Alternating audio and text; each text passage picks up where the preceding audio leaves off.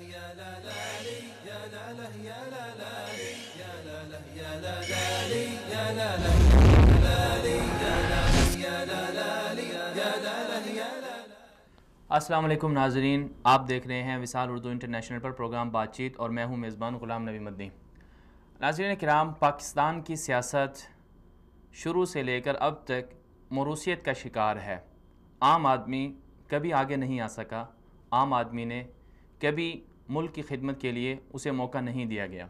کیا وجہ ہے کہ ایک ہی خاندان، پہلے باپ، پہلے دادا، پھر باپ اور پھر پوتا، اور اس طرح ایک سلسلہ ہے جو پاکستان کے اندر چل رہا ہے. سیاست کے اندر ہم دیکھتے ہیں پاکستان پر جو حکمرانی کرنے والے خاندان ہیں، اگر تفصیل میں جائیں تو تقریباً 80 کے قریب ایسے خاندان بنتے ہیں جو جاگیردار بھی ہیں اور موروثیت کا شکار بھی ہیں. پاکستان کی سیاست میں ایسا کئی بار ہوا کہ ایک ہی ٹینور کے اندر باپ بھی قومی اسمبلی کا رکن بنا اور بیٹا بھی بنا. اور ایسا تو اب بھی موجود ہے کہ باپ قومی اسمبلی کے رکن ہیں، بہو، بیٹا، یہ اسی طرح بھائی وہ صوبائی اسمبلیوں کے رکن ہیں. آپ پاکستان کی سیاست کا اگر جائزہ لیں تو ہر جگہ، ہر صوبے کے اندر یہ ہمیں حقیقت نظر آئے گی کہ ہر پارٹی کے اندر بھی، جتنی بھی پاکستان کی بڑی بڑی پارٹیاں ہیں، پاکستان پیپلز پارٹی ہو یا نون لیگ ہو یا اسی طرح جمعیت علماء اسلام ہو یا تحریک انصاف ہو، جتنی بھی بڑی بڑی پارٹیاں ہیں، ان سب میں ایسے لوگ موجود ہیں جن کا بھائی، بہو، بہن یا باپ یا دادا یا چچا، ان میں سے کوئی نہ کوئی سیاست میں رہا ہوگا یا اس وقت بھی موجود ہوں گے. تو آج ہم بات کر رہے ہیں موروثی سیاست کے بارے میں کہ سیاست کے اندر موروثیت کیوں آئی اور یہ کس قدر خطرناک ہے، اس کے نقصانات کیا ہیں. تو اس عنوان پر آج ہمارے ساتھ مہمان پینل میں ہوں گے محترم جناب قمر الزمان کائرہ صاحب، جو پیپلز پارٹی کے مرکزی رہنما ہیں اور سابق وفاقی وزیر بھی ہیں، اور اسی طرح ہمارا ساتھ دیں گے محترم جناب ریاض حسین پیرزادہ صاحب، جو مسلم لیگ نون کے ایم این اے بھی ہیں اور وفاقی وزیر بھی ہیں، اور اسی طرح ہمارا ساتھ دیں گے مولانا عبدالغفور حیدری صاحب، جو ڈپٹی چیئرمین سینٹ ہیں اور جمعیت علماء اسلام سے تعلق ہے، اور ہمارا ساتھ دیں گے محترم جناب سینیٹر شاہی سید صاحب، اے این پی سے تعلق ہے، وہ بھی ہمارے ساتھ ہوں گے. اور اسی طرح جماعت اسلامی سے ہم کوشش کر رہے ہیں کہ ہمارا رابطہ ہو جائے امیر جماعت اسلامی سے، غالباً اگر وہ مصروف نہ ہوئے تو وہ ضرور ہمیں وقت دیں گے. تو اگر ہم بات کریں پاکستان کی سیاست کی، تو پاکستان کی سیاست جیسا کہ عرض کیا میں نے کہ پاکستان کی سیاست پچھلے شروع سے لے کر اب تک موروثیت کا شکار ہے. موروثیت جمہوریت کے لیے قاتل ہے. کہا جاتا ہے کہ موروثیت جو بادشاہت سے بھی زیادہ خطرناک ہے، کیونکہ بادشاہت میں ایک طاقتور ہوتا ہے، اس کے اندر کچھ نہ کچھ تو صلاحیت ہوتی ہے کہ کسی حد تک وہ حکومت کر سکتے ہیں. لیکن موروثیت میں ہم نے ایسا بھی دیکھا کہ جنہیں کچھ سمجھ بھی نہیں ہوتی، لیکن چونکہ ان کا کسی نہ کسی، ان کے والد یا ان کے والدہ کسی نہ کسی طریقے سے وہ سیاست میں رہے، تو ان کے بچوں کو پھر آگے سیاست میں آنے کا موقع مل گیا. اس وقت ہمیں جوائن کیا ہے سینیٹر شاہی سید صاحب نے، اے این پی سے آپ کا تعلق ہے. السلام علیکم شاہی سید صاحب، بہت شکریہ آپ نے ہمیں وقت دیا. وعلیکم السلام، بہت مہربانی. جی شاہی صاحب، آج ہم بات کر رہے ہیں موروثی سیاست کے حوالے سے کہ موروثی سیاست جمہوریت کے لیے کس قدر خطرناک ہے اور کس حد تک قاتل ہے. تو آپ کے خیال میں موروثیت اور جمہوریت یہ دونوں آپس میں متضاد ہیں، ایک دوسرے کے لیے نقصان دہ ہیں یا نہیں ہیں؟ سب سے پہلے تو میں آپ کو شکریہ ادا کروں تو اور دیکھنے سننے والے کو سلام دیتا ہوں. جی، یہ الگ موقعوں پہ الگ الگ پوزیشن ہوتا ہے کہ ایک جگہ اگر موروثی سیاست ہے، ان کا کردار کیا ہے، ان کا رول کیا ہے، اور ان لوگوں نے سیاست کس مقاصد کے لیے کرتے ہیں. جی، سیاست تو عبادت ہے.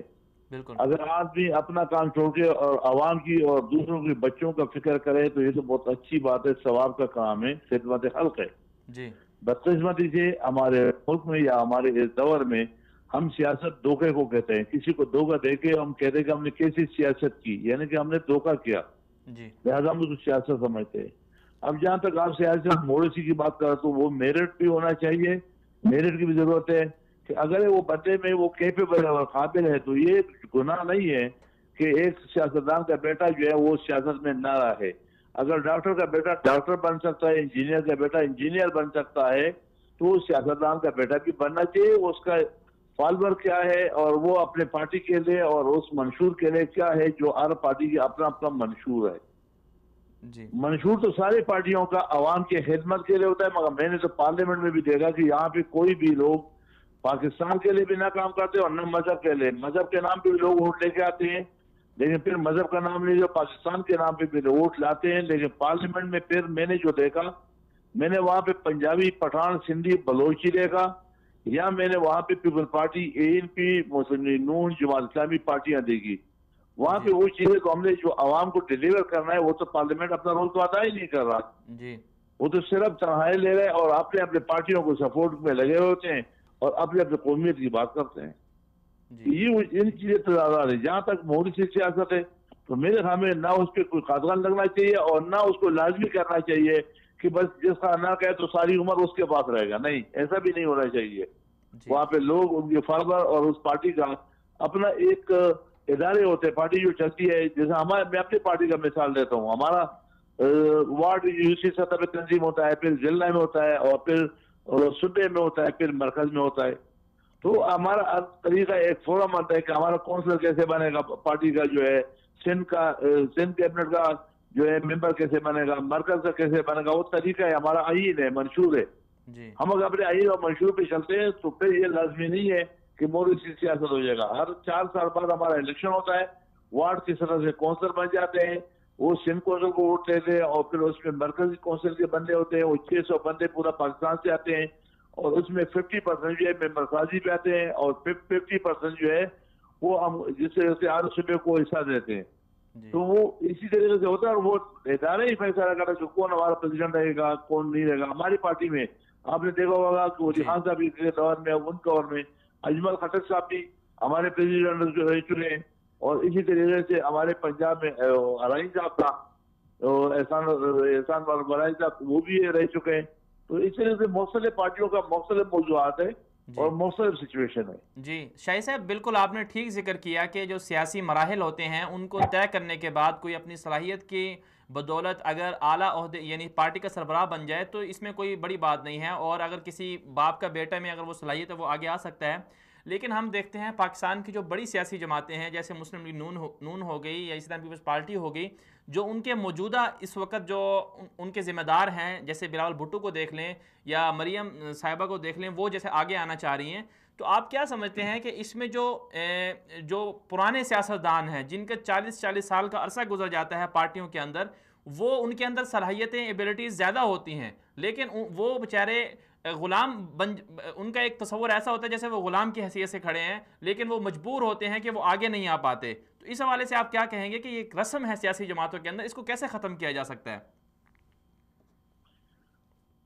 دیکھو، ہر پارٹی میں سمجھتا ہوں کہ لیڈر جو ہوتا ہے وہ سمپل ہوتا ہے اور لوگ ان کو فالوور ہوتے ہیں. وہ کوئی بھی پارٹی ہے، شاید میں اس پارٹی سے انتہائی نفرت کرتا ہوں، لیکن اس پارٹی کے ورکر اپنے لیڈر سے انتہائی محبت کرتے ہیں. بعض اوقات اگر کوئی لوگ ریسپیکٹ کرتے ہیں، محترمہ بے نظیر کا ایک ریسپیکٹ تھا، ایک عزت تھا. ان کی بچے کے ساتھ اگر وہ عزت کا مقام دیتے ہیں تو وہ ان کا فالوور اور ان کا مسئلہ ہے. لیکن جس آپ اشارہ کرتے ہو تو میرے خیال میں کہ جو پارٹی کے سینئر لوگ ہوتے ہیں وہ پارٹی کے ایسٹ ہوتے ہیں، وہ ان کو چلاتے ہیں. اور پارٹی ایک ایسی چیز نہیں ہوتی ہے کہ یا کوئی دکان تو نہیں ہے، یہ پارٹی ہے اور اس میں مشاورت ہوتا ہے. اور اس میں صرف ایک ہوتا نہیں ہوتا، ٹھیک ہے، رسپیکٹ کے لحاظ سے، عزت کے لحاظ سے اگر کسی کو اوپر لے بھی آیا، لیکن پارٹی کے جو فیصلے ہوتے ہیں وہ ان سینئر رہنماؤں کے مشاورت سے ہوتا ہے. تو میرے خیال میں کہ ہر پارٹی میں ہوتا ہے، اور جو آپ کی سوچ یا فکر ہے وہ صحیح ہے، آپ اپنی جگہ پہ کلیئر ہو، صحیح ہو. لیکن میں سمجھتا ہوں کہ بعض اوقات ہمارے ملک کی جو ہے کلچر وائز، ثقافت وائز، کہ ہم ایک رسپیکٹ دیتے ہیں، عزت دیتے ہیں، ہم یہ سمجھتے ہیں کہ اور اس پہ لوگ اکٹھے ہو جاتے ہیں. میں کتنا بھی اچھا ہوں گا لیکن میرے پارٹی کے لوگ اکٹھا نہیں ہوں گے جب تک آپ اسمن یا ولی نہیں ہوگا یا اس کے گھر کا ولی بال کا کوئی بندہ نہیں ہوگا. تو پھر لوگ بولتے کہ نہیں، یہ جو صدارت ہے یہ تو مردان کو دے دو، 4 سدے کو دے دو، سواد کو دے دو. ہماری تو بدقسمتی ہے یہ بھی ہے کہ ہم پھر کبھی مسلک کو بیچ میں استعمال کرتے ہیں، کبھی ہم قومیت کو استعمال کرتے ہیں، کبھی پھر ہم علاقے کو استعمال کرتے ہیں اپنے مفاد کے لیے. آپ لوگوں کا سوچ اور سوال بہت اچھا ہے. خدا کرے کہ ہم ایسے سیاستدان بنے کہ جس میں احترام انسانیت ہو، اور وہاں پہ قومیت، مسلک اور پارٹی کوئی معنی نہ رکھے, اس میں صرف مملکت خداداد پاکستان کی بات کرے, تو اس طریقے سے اگر ہو جائے گا تو یہ ملک بھی اچھا ہو جائے گا اور اچھا بھی چلے گا. لیکن ہوتا نظر نہیں آتا ہے, کیونکہ ہم لوگ کبھی کبھار علاقہ وائز بھی تقسیم ہوتے ہیں کہ یار یہ بندہ اچھا نہیں ہے لیکن چونکہ یہ ہمارے گاؤں کا ہے تو میں نے اس کو ووٹ دینا ہے. اس سے بتلانا یہ وہ جو میرٹ ہے وہ ہمارے نیچے لیول سے لے کے آخر تک میرٹ کی قتل ہوتی ہے. اگر ووٹ دینے والا بندہ بھی ایک مطلب یہ فیصلہ کرے کہ میں نے میرٹ کو ووٹ دینا ہے تو شاید آگے بھی ٹھیک ہو جائے گا, مگر وہاں بھی نہیں ہوتا. وہاں علاقہ استعمال ہوتا ہے, وہاں پہ مذہب کو بھی استعمال کرتے ہیں کہ یار یہ شیعہ ہے, یہ سنی ہے, یہ سید ہے, یہ ہماری برادری کا ہے, یہ مشوانی ہے, یہ اقلیتی ہے, کاسٹ کے نام پہ ہو جاتا ہے. تو یہ وہ چیزیں ہوتی ہے کہ ہماری چھوٹی چھوٹی غلطیاں جو ہمیں نظر نہیں آتا لیکن اسے آگے چل کر کے بڑی غلطی بن جاتی ہے. جی شاہد صاحب, بالکل آپ نے ٹھیک ذکر کیا کہ لوگوں کے کچھ لوگ ایسے ہوتے ہیں جن کی عزت ہوتی ہے, ان کو لوگ چاہتے ہیں کہ وہ ہمارے ساتھ آگے آئیں. لیکن شاہد صاحب ہم جماعت اسلامی کو دیکھیں تو ان کے اندر ایک سسٹم ہے کہ موروثیت نہیں ہے, وہاں پر باپ بیٹا بھائی آگے رشتہ دار پوری وہ نہیں, سلسلہ نہیں ہے. اور اسی طرح اگر ایم کیو ایم کی کسی حد تک بات کریں تو وہاں بھی بہت ایسے لوگ ہیں, طبقے سے والے لوگ ہیں کہ ان کے رشتہ دار نہیں ہیں لیکن خود بخود وہ آگے آئے ہیں, عام لوگوں کو آگے لے کر آئے ہیں. تو یہ ایک اچھا تاثر ہے, دنیا میں اس کی پہچان ہوتی ہے. تو آپ کی جماعت میں بھی دیکھتے ہیں کہ ولی خان صاحب کے بعد ان کے اسفد یار ولی صاحب آئے اور اس طرح اور ہیں. تو اس سے ایک تصور یہ جاتا ہے دنیا کے اندر کہ جی یہاں تو بس چند ایک خاندان ہیں, وہی اس کو کھاتے ہیں, وہی اس کو چلاتے ہیں.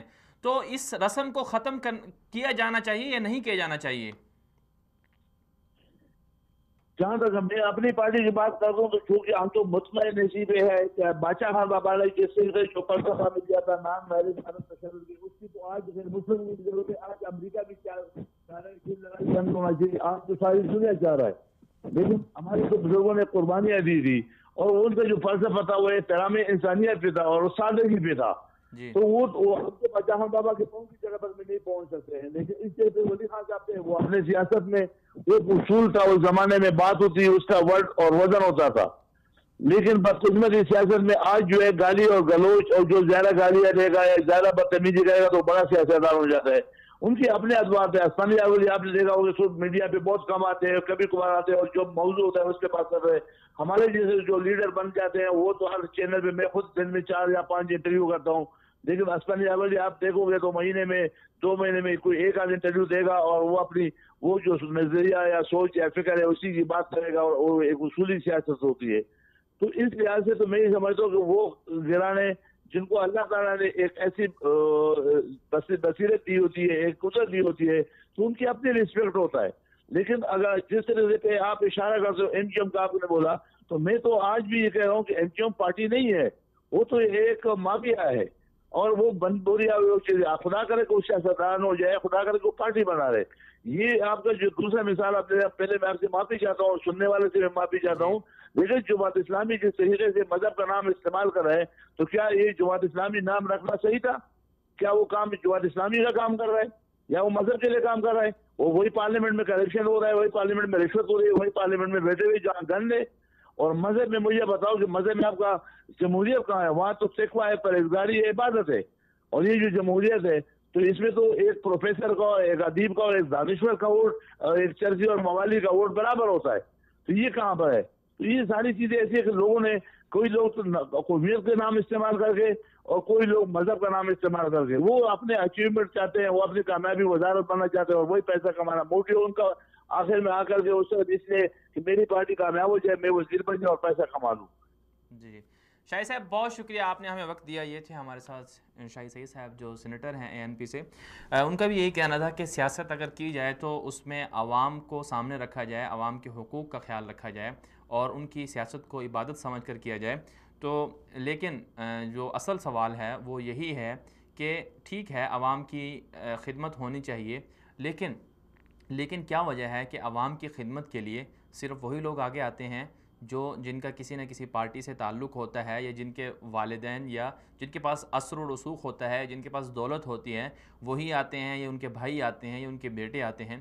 تو ایک ہی پارٹی سے ایک ہی خاندان سے مختلف لوگ آگے آتے ہیں اور پھر اس میں جیسے کہ لوگ کہتے بھی ہیں اور کہا بھی جاتا ہے دنیا کے اندر کہ یہ اس میں کوئی قباحت بھی نہیں ہے. ٹھیک ہے, کسی حد تک یہ بات بھی ٹھیک ہو سکتی ہے کہ جی ایک فوجی کا بیٹا فوجی بن سکتا ہے, وکیل کا بیٹا وکیل بن سکتا ہے, ڈاکٹر کا بیٹا ڈاکٹر بن سکتا ہے, تو کیا وجہ ہے ایک سیاستدان کا بیٹا سیاستدان نہیں بن سکتا؟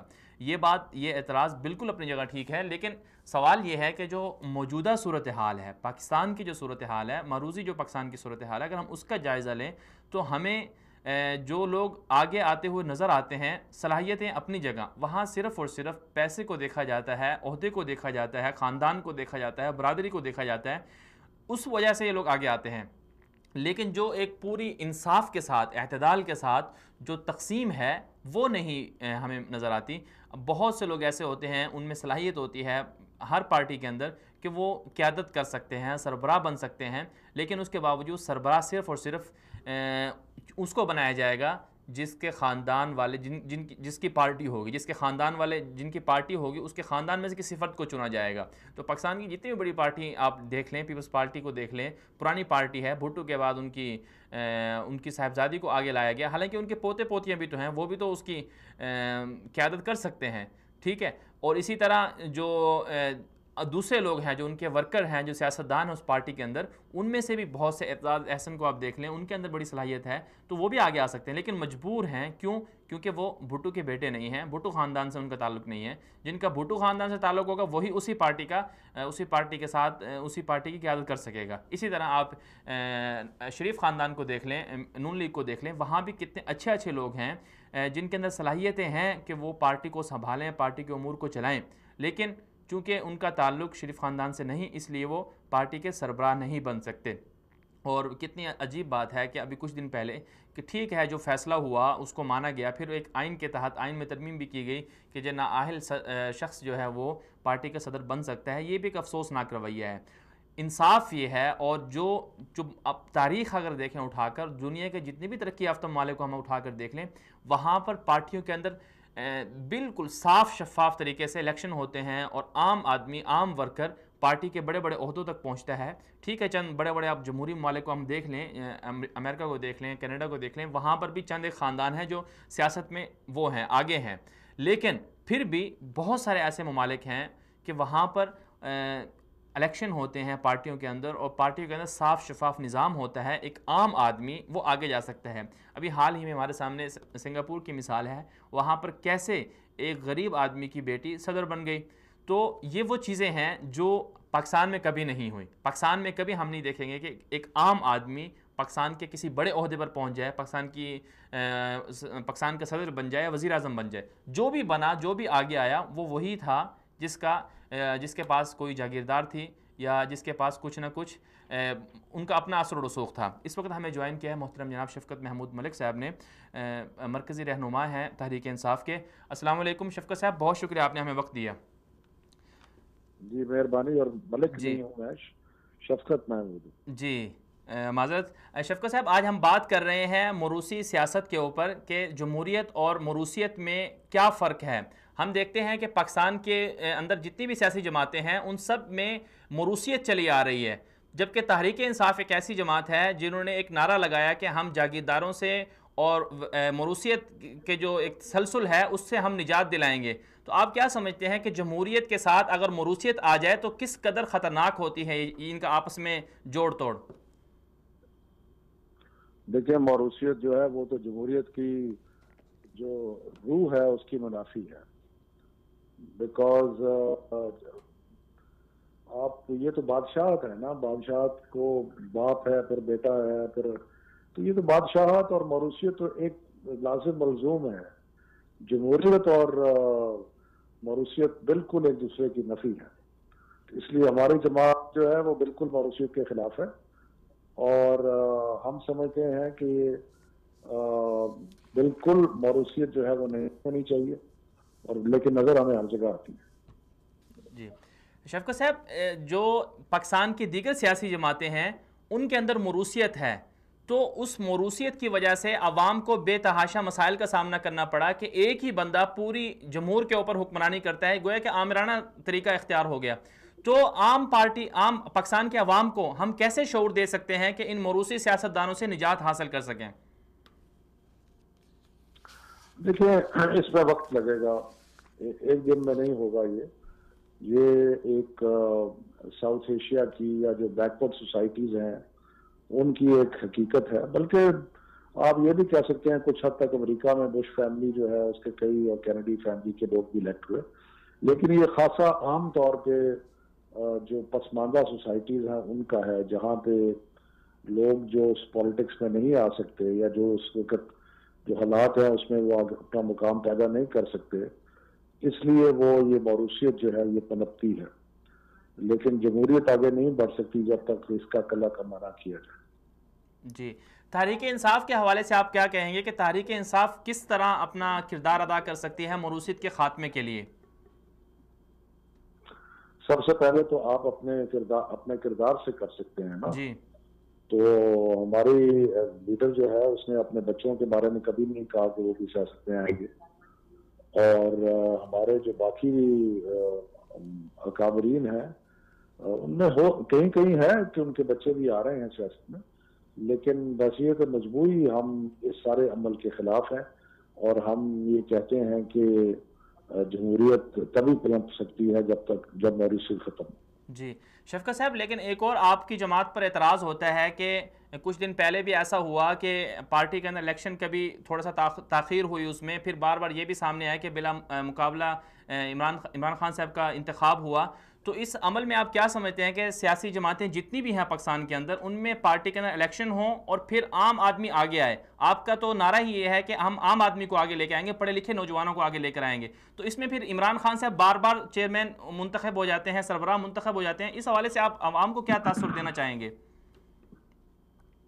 دیکھیں پہلے تو بات یہ ہے کہ تحریک انصاف واحد پارٹی ہے جس نے جینوئن قسم کے انتخابات کرائے، جی، اور ہمارے جو اندر عہدے تھے وہ انتخابات کی بنیاد پہ ہوئے۔ دوسری بات یہ ہے کہ عمران خان صاحب کی وجہ سے یہ تحریک انصاف چلی ہے، بڑی ہے، اس لیے اس کے بارے میں تو کوئی ڈاؤٹ نہیں ہے نا کہ وہ پارٹی کے لیڈر ہے۔ جی، تو لیکن ہم ایک ایسے ادارے بنا رہے ہیں کہ جو آئندہ باقاعدہ الیکشن ہوں، تاکہ اس سے یہ لوگ جو آگے آئے پارٹی کے اندر وہ ایسے لوگ ہوں جن کی پارٹی کی سپورٹ ہو۔ جی، اچھا آخر میں شفقت صاحب یہ بتائیے گا کہ نون لیگ کے حوالے سے ان کے اندر جو مختلف جو سیاستدان ہیں وہ ناراض ہیں کہ چونکہ ان کے اپنے ہی خاندان کے مریم نواز صاحبہ آگے آنا چاہ رہی ہیں یا حمزہ صاحب ان کو لیڈ کرنا چاہ رہے ہیں، تو آپ نون لیگ کا مستقبل کیا دیکھتے ہیں؟ کیا وہاں پر موروثیت چل نکلے گی جیسے کہ بھٹو خاندان میں آگے چلی ہے؟ موروثیت تو وہاں پہ بہت بے شمار ہے، دونوں بھائی ہیں، ان کے بچے بھی تیار ہو رہے ہیں، جی، تو وہ تو بالکل آپ کو نظر آ رہی ہے، بلکہ وہاں تو سکسیشن کی جنگ جاری ہے مختلف بچوں کے درمیان، تو وہ آپ کو نظر آتا ہے وہاں پہ، لیکن اس طریقے سے تو نون لیگ کا مستقبل بہت مخدوش ہے۔ جی شفقت صاحب مہربانی۔ جی بہت شکریہ شفقت صاحب، آپ نے ہمیں وقت دیا۔ یہ تھے ہمارے ساتھ تحریک انصاف کے رہنما شفقت صاحب، ان کا بھی یہی کہنا تھا کہ تحریک انصاف جو ایک ایسی جماعت ہے جس کے اندر جینون قسم کے انتخابات ہوتے ہیں، اور مستقبل میں بھی وہ کہہ رہے تھے کہ ان کی جماعت کے اندر ایک ایسا نظام ہوگا جس سے موروثیت کی جو جراثیم ہے یا مرض ہے وہ ختم کیا جائے۔ لیکن جو براہ راست اگر ہم ان کی جماعت کا فی الحال تجزیہ کریں تو فی الحال تو ایک عمران خان کے گرد ہی ان کی جماعت گھومتی ہے، لیکن مستقبل میں دوڑ توڑ ہے ان کے اپنے جو بڑے مرکزی رہنما ہیں کہ کون اس پارٹی کو قیادت کرتا ہے۔ لیکن بہرحال اس دیگر جماعتوں کی بنسبت تحریک انصاف کے اندر یہ بات ہے، وہاں موروثیت فی الحال نہیں ہے، اور مستقبل کے بارے میں کوئی کہا نہیں جا سکتا کہ وہاں پر موروثیت آگے آئے گی یا نہیں آئے گی۔ یہاں پر ہم ایک شارٹ بریک لیتے ہیں، بریک کے بعد واپس آتے ہیں، ہمارے ساتھ رہیے گا۔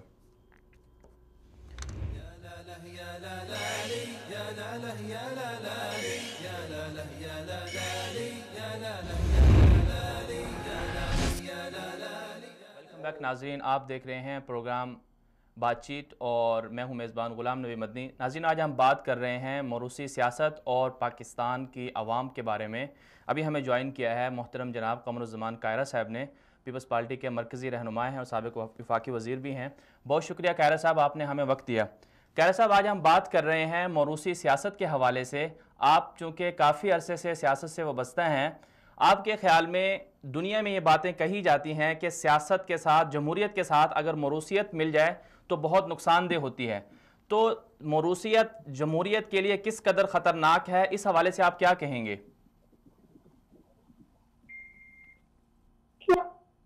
یہ ایک ڈیبیٹ بڑی صرف ہے جی کہ جمہوریت اور موروثیت ساتھ ساتھ نہیں چل سکتے، اور یہ بات بھی درست ہے، جی لیکن ایک بات اور بھی دیکھنے کی ضرورت ہے کہ کیا جمہوریت کا کوئی ایک پیٹرن ہے جس کو ساری دنیا میں فالو کیا جائے گا، یا جمہوریت مختلف معاشروں میں ایوالو ہوئی ہے؟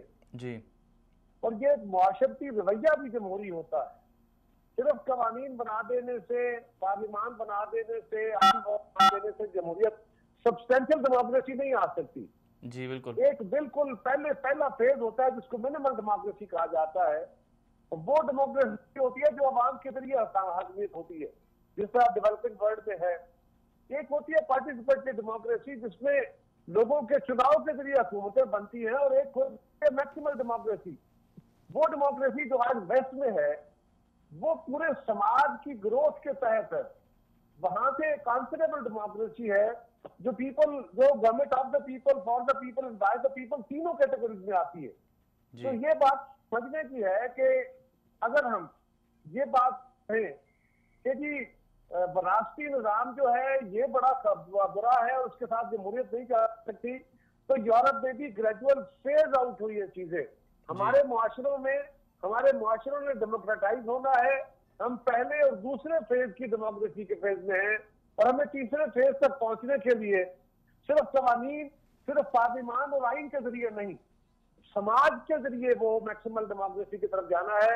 اور جس کا ذکر آپ فرماتے ہیں اس وقت، کیونکہ سب کانٹیننٹ میں یا یہ جو ہمارا سائڈ ہے دنیا کی، اس میں خاندانوں کی، افراد کی بڑی اہمیت ہے، لوگ ان کو فالو کرتے ہیں۔ مثال کے طور پہ میری جماعت میں شہید ذوالفقار علی بھٹو کے نواسے جناب بلاول بھٹو زرداری صاحب اپنی والدہ کے بعد وہ آئے ہیں، پہلے والدہ ان کی آئی اپنے والد کی شہادت کے بعد، تو اس کی وجہ یہ ہے کہ لوگ ان کو فالو کرتے ہیں۔ بہت سارے لوگوں نے ٹرائی کی لیکن باقیوں کو لوگ قبول نہیں کرتے، ان کی سیکریفائسز کے حوالے سے بھی، اور ان کے ہاں ایک سٹرکچر بھی کھڑا۔ اب اگر اسی طرح ہندوستان میں ہے، اسی طرح بنگلہ دیش میں ہے، اسی طرح سری لنکا میں ہے، تو یہ سماجی گروتھ ہے، ایوولوشن ہے۔ جب جو سوسائٹیز ایوالو ہوں گی، جمہوری ادارے تگڑے ہوں گے، یہ فیز آؤٹ ہو جائے گا، فیزل آؤٹ ہو جائے گا وراثتی نظام۔ جی قاہرہ صاحب، لیکن جیسے آپ نے ابھی ذکر کیا کہ آپ کی جماعت میں جو شخصیت ہے اس کو فالو کیا جاتا ہے، جیسے شہید بھٹو صاحب کو پہلے فالو کیا گیا، پھر بینظیر صاحبہ کو فالو کیا گیا، ایسے ہی جماعت میں نہیں، میں نے کہا میرے سماج میں کیا جاتا ہے۔ جی تو لیکن قاہرہ صاحب یہ ایک اور جو اعتراض اٹھتا ہے وہ یہ ہے کہ جمہوریت کے اندر، جو جمہوری نظام ہے اس کے اندر، کہ بہت سے ایسے لوگ بھی ہیں سیاستدان جو 40 سال کا عرصہ گزار دیتے ہیں پارٹی کے اندر، ان کے اندر قابلیت، صلاحیت ان سے زیادہ ہوتی ہے، جو بعد میں آتے ہیں، جو نئے ہوتے ہیں، تو لیکن ان کو آگے نہیں آنے دیا جاتا، بلکہ جو نوجوان ہوتے ہیں جن کے پارٹی کے جو سربراہ جیسے گزرے ہیں، جیسے آپ کی جماعت کے اندر ہے، ان کو آگے کر دیا جاتا ہے۔ تو اس حوالے سے آپ کیا کہیں گے؟ میں نے گزارش کی نا کہ جمہوریت تو ووٹوں کا نام ہے نا، جی اس کو لوگ ووٹ دیتے ہیں، جس کے گرد جماعت اکٹھی ہوتی ہے، جو مینٹر ہوتا ہے، جو میگنیٹ ہوتا ہے، جس کے گرد سپر سٹرکچر جماعتوں کے بھی کھڑے ہوتے ہیں، اور اس کے نام کے، اس کے منشور کے، اس کی شخصیت کے ووٹ ملتے ہیں۔ نیچرلی وہ لیڈر ہوتا ہے، اس سے زیادہ پڑھے لکھے ہو سکتا ہے لوگ ہوں، اس سے زیادہ تجربے والے لوگ ہوں، لیکن جس کو لوگ فالو کریں ڈیموکریسی میں تو وہی آگے لیڈ کر رہا ہوتا ہے نا۔ اور پھر یہ جو وراثتی حاکمیت ہے یہ کسی کی پابند تو نہیں ہوتی۔ مثال کے طور پہ مجھے کسی قاعدے کلیے میں باندھا ہوا تو نہیں ہے نا پیپلز پارٹی میں، اسی طرح پیپلز پارٹی کے باقی کارکن ہیں، اگر ہم سمجھتے ہیں کہ ہم وراثتی حاکمیت کے تحت نہیں چلنا چاہتے تو ہم توڑ کے الگ ہو جائیں۔ یہ تو ہماری فری ول ہے کہ ہم اس خاندان کی سیکریفائسز کے تحت، ان کی قربانیوں کے تحت، اور پھر ہمارا ایک بائنڈنگ فورس وہ بنے ہوئے ہیں۔ جب ہمارا سماج، جب ہمارا معاشرہ اس لیول پہ گرو کرے گا کہ ہم انفرادی طور پہ نہیں، انسٹیٹیوشن پہ بیس کریں گے، تو پھر صورتحال مختلف ہوگی۔ یہ کسی ایک جماعت کی صورتحال نہیں ہے، یہ سماج کی صورتحال ہوتی ہے، اور وراثتی نظام سماج کے ساتھ لنکڈ ہے، کسی قانون کے ساتھ نہیں ہے۔ جی قاہرہ صاحب، بالکل آپ نے ٹھیک کہا کہ سماج کی گروتھ ہونی چاہیے، لیکن قاہرہ صاحب جب ہم دیکھتے ہیں کہ ایک شخصیت کو، ٹھیک ہے آپ نے کہا کہ آپ کی جماعت کی قربانیاں ہیں اس وجہ سے سماج ان کے ساتھ ہوتا ہے، لیکن بہت سے پاکستان کی جو دیگر سیاستدان ہیں ان کے اندر کوئی ایسی قربانیاں بھی نہیں ہیں، لیکن چونکہ عوام ان کے ماتحت ہے تو عوام پر چاہے وہ ظلم کریں، عوام کو حقوق نہ بھی دیں، تب بھی وہ انہی کو ووٹ دیں گے، انہی کو اپنا سب کچھ سمجھیں گے۔ تو جیسا کہ آپ نے کچھ دن پہلے دیکھا کہ شاہ محمود قریشی اور ان کے جو بھائی کا جھگڑا ہوا، تو اس دوران آپ نے ایک منظر دیکھا کہ وہاں عوام پر کس طرح ظلم ہوا، لیکن اس کے باوجود ایسے ہی لوگوں کو عوام ووٹ دیتی ہے۔ یہاں یہی تو میں بار بار آرگومنٹ آپ سے گزارش کر رہا ہوں کہ یہی سماجی گروتھ ہے۔ اگر سماج کے ساتھ چیٹنگ ہو رہی ہے، اگر سماج کے ساتھ دھوکہ ہو رہا ہے، اگر سماج کے ساتھ، اور لوگ سمجھ رہے ہیں، آپ شاہ محمود قریشی صاحب کا ذکر فرما رہے ہیں، اگر آپ سمجھ رہے ہیں اور وہ لوگ سمجھ رہے ہیں کہ ہماری انسلٹ ہوتی ہے، ہمارا استحصال ہوتا ہے، تو لوگوں کو بھی تو کھڑا ہونا ہوگا نا۔ آج جن معاشروں کو ہم مثالی معاشرے سمجھ کے فالو کرنا چاہتے ہیں، جن کے نظام کو ہم کہتے ہیں کہ یہ ہمارا رول ماڈل ہے، ذرا غور کیجئے وہاں پہ اگر کوئی شخص زیادہ طاقت والا ہے، زیادہ ریسورسز والا ہے اور وہ اصول سے ہٹ کے انحراف کرتا ہے کیونکہ، تو قانون بعد میں حرکت میں آتا ہے، پہلے اس کے راستے میں وہاں کے لوگ، ان کا پبلک اوپینین کھڑا ہو جاتا ہے۔ یہ بات سمجھنے کی ہے کہ وہاں کے معاشرے ڈیموکریٹائز ہوئے ہیں، وہاں سوسائٹل گروتھ ہوئی ہے، سوسائٹی پہلے کھڑی ہوتی ہے، قانون بعد میں۔ مثال کے طور پہ پاکستان کے وزیر اعظم کا نام بھی آیا پاناما کیس میں، اور آئس لینڈ کے وزیر اعظم کا نام بھی آیا پاناما کیس میں۔ دونوں کے ڈائریکٹ نام نہیں تھے، ان کے بچوں کے نام تھے، ان کی بیوی کا نام تھا۔ ہمارے ہاں بھی طریقہ کار وہی ہے کہ ان کے ہاں بھی وہی ہے۔ اس وزیر اعظم کے خلاف بھی کوئی کیس ہوگا، انویسٹیگیشن ہوگی، ان کو صفائی کا موقع ملے گا جس طرح وزیر اعظم پاکستان کو ملا، اور اس کے بعد ان کے خلاف کوئی عدالت فیصلہ کرے گی تو اس کی اپیل ہوگی۔ پاکستان میں یہ ہوا۔ اچھا، پاکستان کے وزیر اعظم کو ساری سہولتیں سب کچھ دیا گیا، ٹرائل ہوا، ان کو سپریم کورٹ سے فیصلہ ہونے کے بعد بھی وہ یہ اپنے آپ کو بے گناہ کہتے ہیں، اور ان کے ساتھ ان کے فالوورز بھی ان کو بے گناہ کہہ رہے ہیں، کچھ فالوورز۔ لیکن آئس لینڈ کے لوگ کھڑے ہو گئے، انہوں نے کہا وزیر اعظم صاحب یہ بات آپ نے قانونی طور پہ یہ آپ درست ہے یا نہیں ہے، قانون آپ کو معافی دیتا ہے یا نہیں دیتا، آپ نے کنسیل کیا ہے ہم سے، اگر یہ سچ ہے تو استعفیٰ دو۔ وہاں پہ سماج میں کھڑے ہو کے اس وزیر اعظم سے استعفیٰ لے لیا۔ ہمارا وزیر اعظم ڈھٹائی کی انتہا کر رکھا ہوا ہے اور جلوس نکال رہا ہے اور گالیاں دے رہا ہے، لیکن اس طرح موو نہیں کر رہا۔ سو یہ جو آپ جو سبسٹینشل ڈیموکریسی کی بات کر رہے ہیں، جس میں وراثی حاکمیت ہو اور لوگ حاکمیت کی بنیاد پہ آگے جائیں، وہ سبسٹینشل ڈیموکریسی کا لیول سوسائٹیز کی گروتھ پہ ایوولوشن میں آتا ہے۔ ابھی ہم پہلے اس فیز کی ڈیموکریسی ہے۔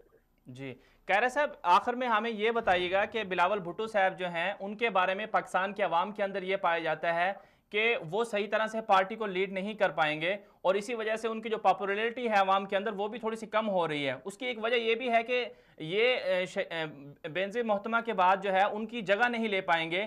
تو اس حوالے سے آپ کیا کہیں گے کہ مستقبل میں جو ایک یہ تاثر عوام کے اندر پایا جاتا ہے، اس کو کیسے زائل کیا جا سکتا ہے، اور کیا واقعی بلاول بھٹو صاحب جو ہے بھٹو صاحب اور اپنی والدہ کی خلا پر کر پائیں گے؟ بلاول بھٹو صاحب بڑے قابل آدمی ہیں، ابھی انہوں نے اپنی سیاست کا آغاز کیا ہے، جہاں تک تعلق ان کی جگہ لوگ ان کو قبول نہیں کر رہے، یہ بالکل غلط آبزرویشن ہے۔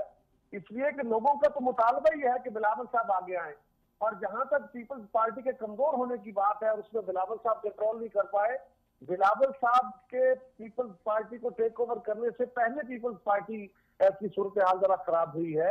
بلاول صاحب نے تو 2013 کے انتخاب کے بعد پارٹی کو ٹیک اوور کیا، اس سے پہلے نہیں کیا۔ یہ بات ہمیں سمجھنے کی ضرورت ہے، اور لوگ بلاول صاحب کی بات سننے آ رہے ہیں، لوگ ان کو فالو کر رہے ہیں۔ لوگوں کی ڈیمانڈ یہ ہے کہ بلاول صاحب should take the party from the front اور لیڈ کریں، اور وہ شروع کر دیا انہوں نے۔ سو انشاءاللہ ان میں وہ تمام صلاحیتیں موجود ہیں، اور پیپلز پارٹی کا ایک بہت بڑا اسٹرکچر ان کے ساتھ ہے۔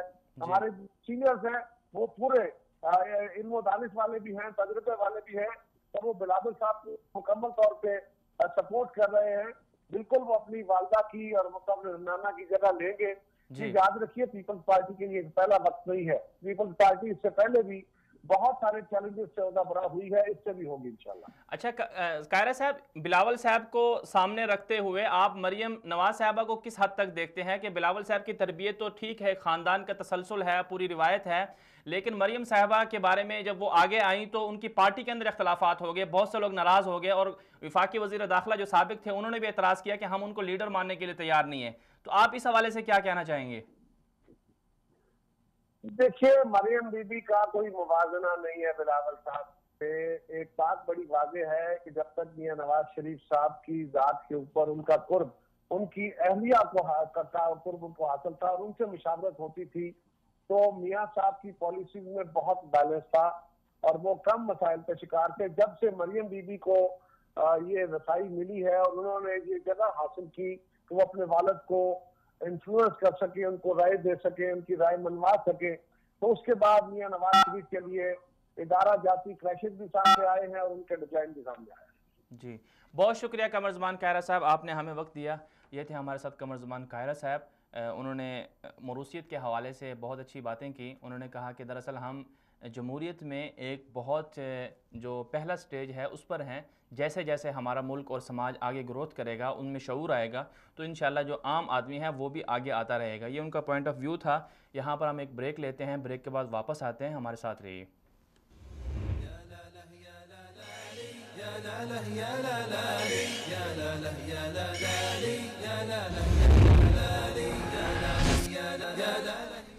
वेलकम बैक नाज़रीन, आप देख रहे हैं प्रोग्राम बातचीत। आज हम बात कर रहे हैं मरूसी सियासत के बारे में कि मरूसी सियासत जमहूरियत के लिए किस कदर ख़तरनाक है और पाकिस्तान की आवाम को मरूसियत की वजह से क्या क्या नुकसानात उठाना पड़े, और मुस्तक़बिल में हम मरूसी सियासत का ख़ात्मा कैसे कर सकते हैं कि एक ही आदमी पूरी कौम के ऊपर, गोया कि जैसे हम आमिर की आमिराना हुकूमत की हम मज़म्मत करते हैं, मरूसियत तो इससे भी बदतर है कि यहाँ पर जो नाम होता है वो तो जमहूरियत का होता है, लेकिन जमहूरियत के नाम के तहत एक ही बंदा पूरी कौम के फ़ैसले कर रहा होता है। इस वक्त हमें ज्वाइन किया है मुहतरम जनाब मौलाना अब्दुल गफूर हैदरी साहब ने, डिप्टी चेयरमैन सेनेट हैं और जमीयत उलमा इस्लाम से ताल्लुक़ है। अस्सलाम वालेकुम। जी वालेकुम सलाम। हैदरी साहब बहुत शुक्रिया, आपने हमें वक्त दिया। हैदरी साहब, आज हम बात कर रहे हैं सियासत के अंदर मरूसियत जब आ जाए तो जमहूरियत ख़त्म हो जाती है, तो मरूसियत जमहूरियत के लिए किस कदर ख़तरनाक है, आप इस हवाले से क्या कहेंगे?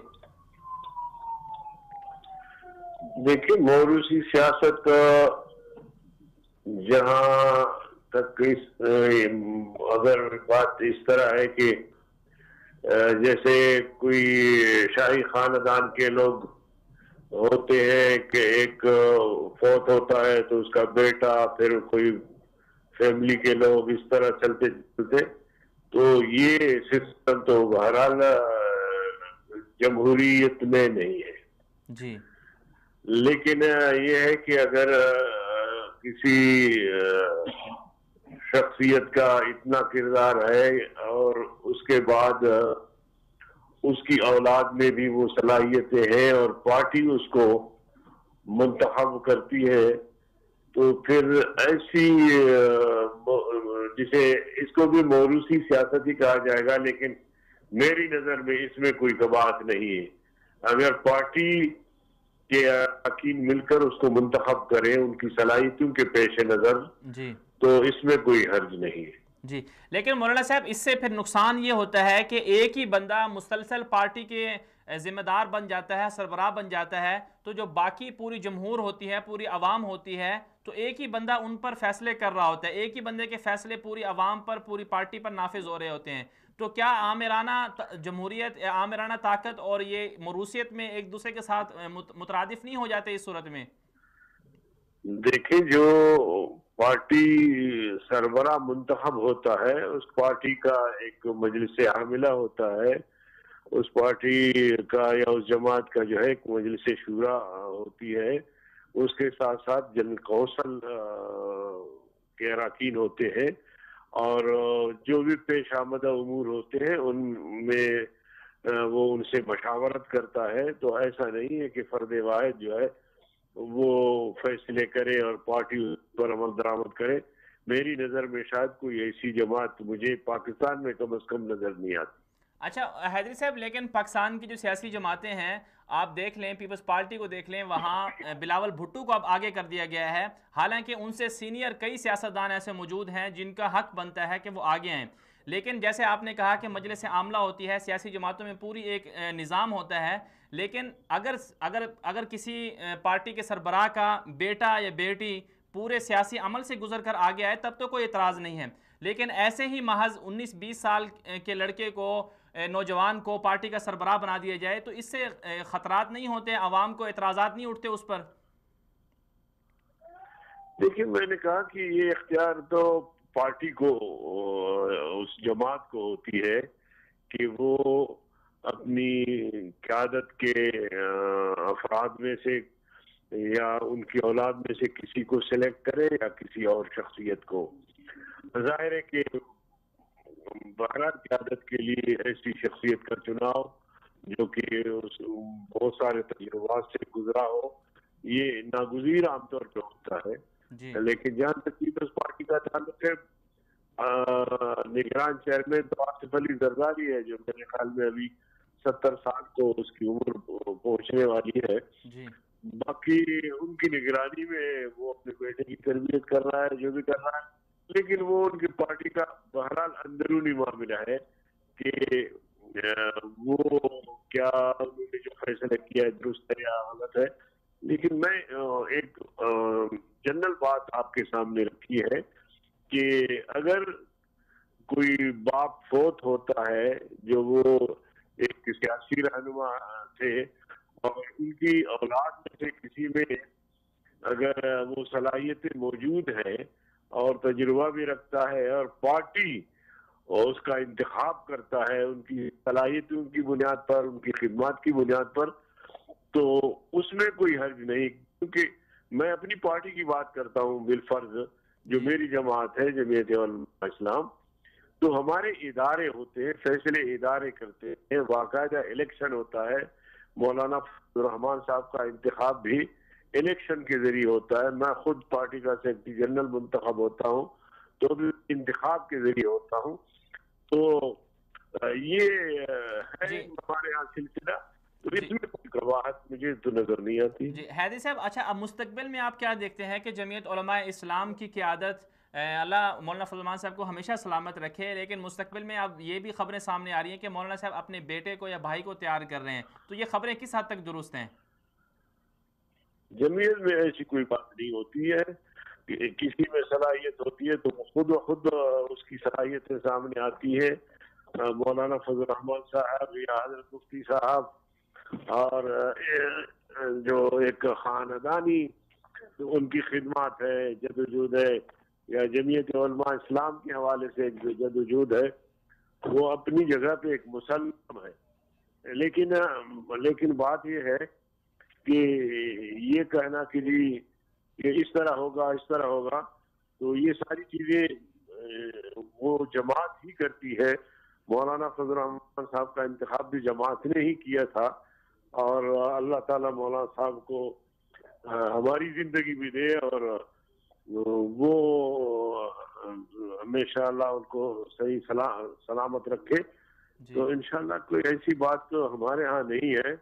ہمارے ادارے مضبوط ہیں اللہ کے فضل و کرم سے، اور وہی ادارے چناؤ کرتے ہیں. اچھا مولانا صاحب، پروگرام سے ہٹ کر ایک اور سوال آپ سے میں کرنا چاہوں گا کہ کل جو ہے MMA کا جو بحالی کا فیصلہ ہوا، تو آپ کیا سمجھتے ہیں کہ متحدہ مجلس عمل جو ہے یہ کس حد تک کامیاب ہوگی اور کس حد تک جو ہے یہ ماضی کی طرح اپنا کردار ادا کر سکے گی ملکی سیاست میں، یا پھر ایک برائے نام ہی اس کا کردار ہوگا؟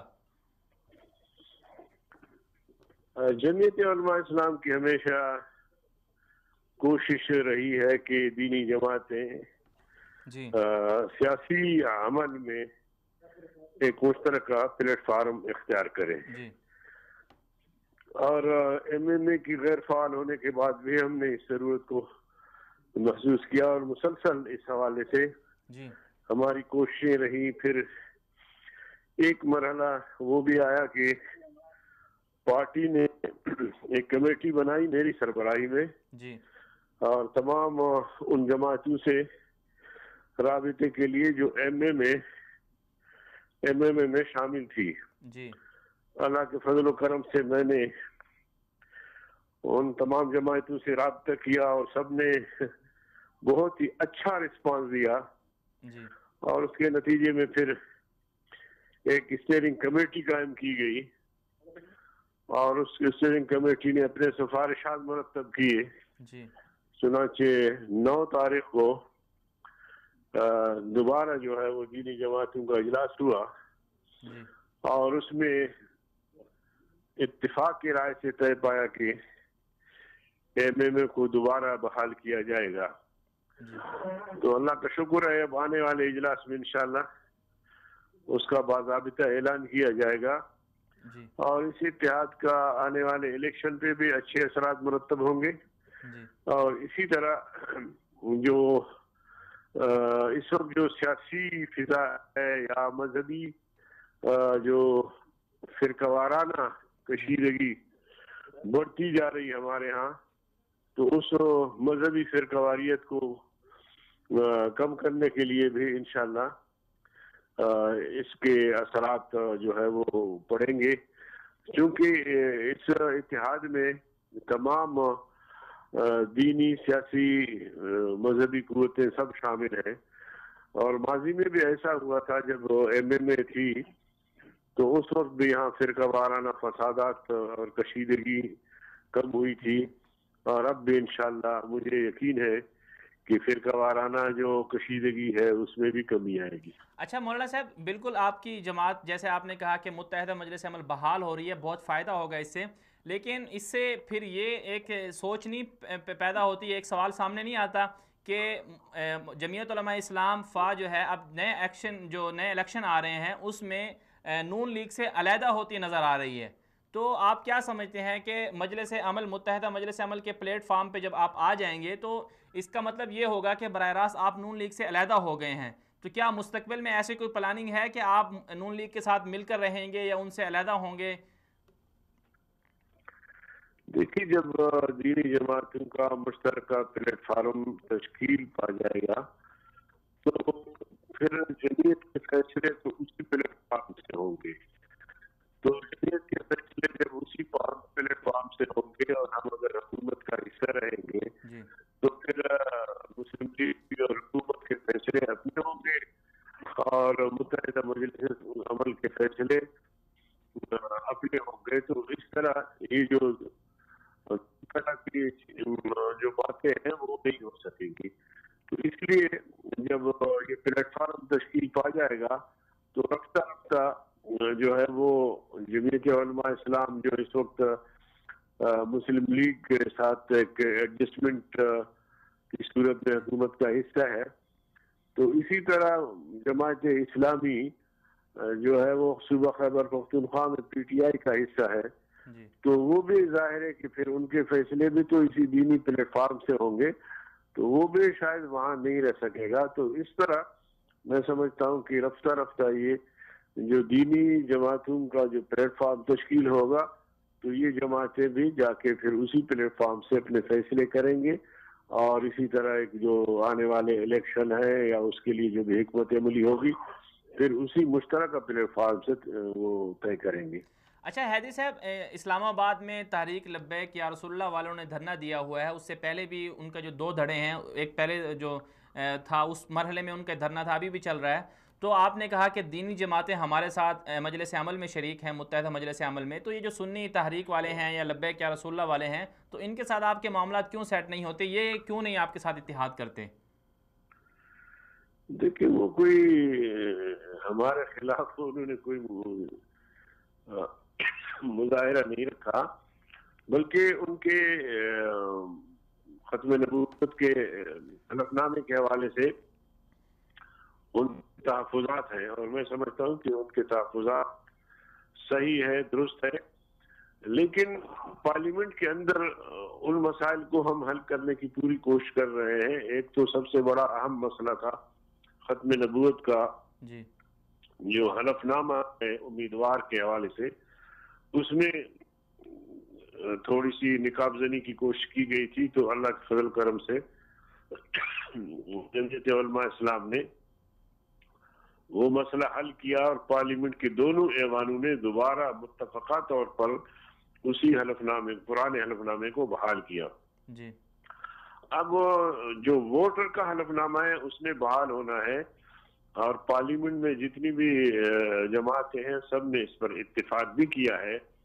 لیکن بدقسمتی یہ کہ اچانک قومی اسمبلی کا اجلاس ملتوی کیا گیا. جب دوبارہ قومی اسمبلی کا اجلاس شروع ہوگا تو انشاءاللہ اس میں وہ B7 اور C7 جو ووٹر کا حلف نامہ ہے اس کو بھی بحال کیا جائے گا.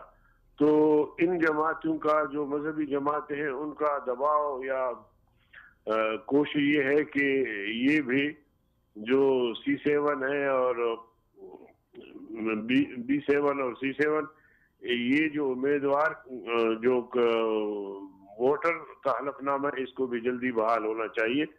میں سمجھتا ہوں کہ یہ ان کا مذہبی فریضہ بھی بنتا ہے. ہم پارلیمنٹ کے اندر جدوجہد کر رہے ہیں اور وہ باہر اگر کوشش کر رہے ہیں تو یہ اچھی بات ہے, کوئی بری بات نہیں ہے.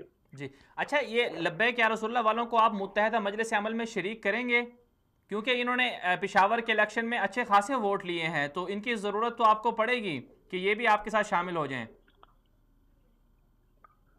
دیکھیں پہلی مرحلے پر تو جو متحدہ مجلس عمل میں جماعتیں ہیں ان کا ایک مشترکہ پلیٹ فارم تشکیل پائے گا. اس کے بعد باہمی مشاورت سے جو دینی جماعتیں MMA کی پلیٹ فارم سے الیکشن میں حصہ لینا چاہیں گی تو ہم ان کو دعوت دیں گے اور ان کو شامل کرنے کی کوشش کریں گے. جی بہت شکریہ مولانا عبدالغفور حیدری صاحب. یہ تھے ہمارے ساتھ ڈپٹی چیئرمین سینٹ مولانا عبدالغفور حیدری صاحب. آج ہم بات کر رہے تھے موروثی سیاست کے حوالے سے, اس میں ضمنی کچھ باتیں بھی ہوئیں.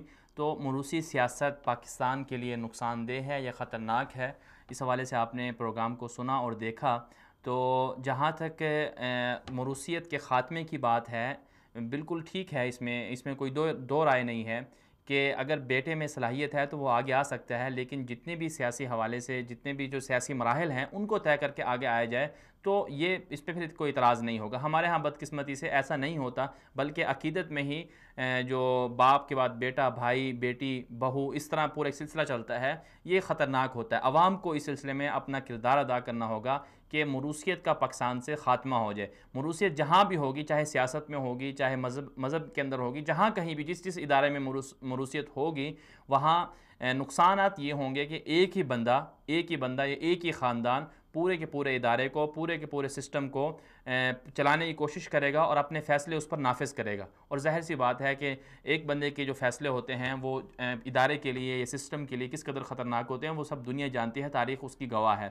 آپ کو آج ہمارا یہ پروگرام کیسا لگا, اس حوالے سے آپ ہمیں فیڈ بیک دے سکتے ہیں. وصال اردو کے آفیشیل پیج کو آپ جوائن کر سکتے ہیں فیس بک پر, اور اسی طرح پروگرام بات چیت کے آفیشیل پیج کو بھی فیس بک پر آپ دیکھ سکتے ہیں, جوائن کر سکتے ہیں اور فیڈ بیک دے سکتے ہیں. آج کے لیے اتنا ہی, اجازت دیجیے, اللہ حافظ.